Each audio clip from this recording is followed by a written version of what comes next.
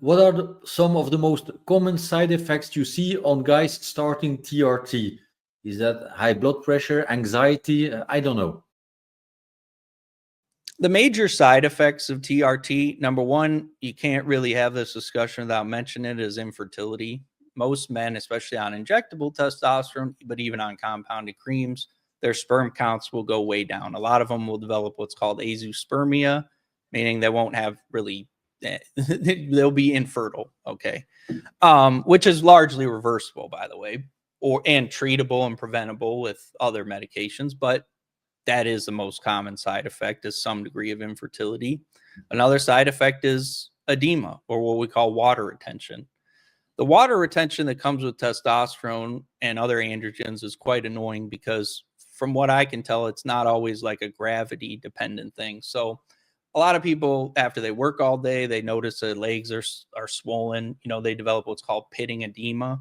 So they press on their ankle bone, you'll see like an indentation. You know, that's an indication of a lot of water in your extracellular space, so to speak. So testosterone can worsen that, but testosterone even can do things like bloat your face, you know, make you get water retention in your face. And we don't know all the reasons why testosterone does that. If you look in textbooks, they'll mention a bunch of different mechanisms that have never been proven. But that is a symptom, a potential symptom. Cognitive symptoms, you asked about anxiety. The thing we see most commonly is what we would say is mood lability, which is not necessarily anxiety or depression, but moods that fluctuate rapidly. Okay. So that could mean for certain patients they have much more anxiety. That could mean for some patients they experience a degree of euphoria. Actually, both of those are side effects. It's not good to get either of them. But can it happen? It can, and it does happen.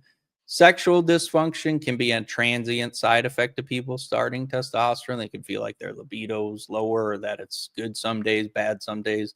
That typically resolves after 3 months. Same with any transient erectile function issues. Increased red blood cells, if you want to call that a side effect, that, you know, obviously that happens in many patients. Acne definitely can be worsened by androgens. Testosterone can worsen sleep apnea too if it's untreated.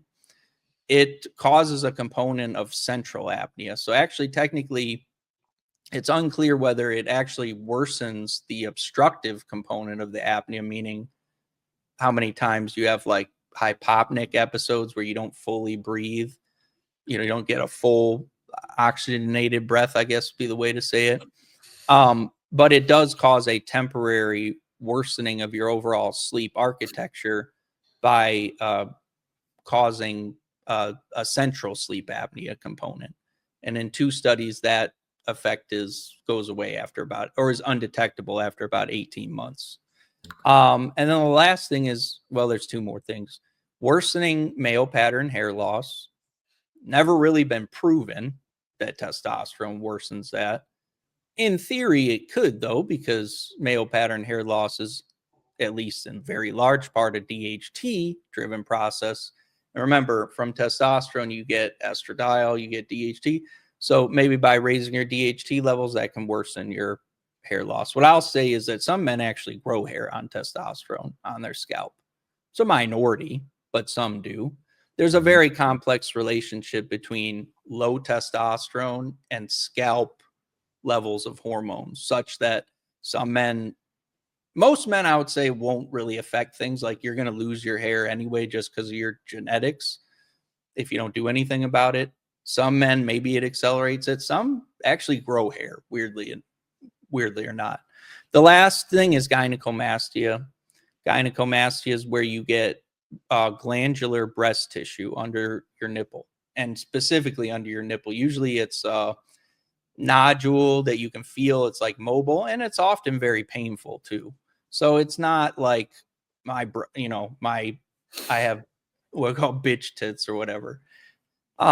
It's a glandular breast tissue that you can feel, and it's like present there. You can even detect it on mammography or cut it out in surgery.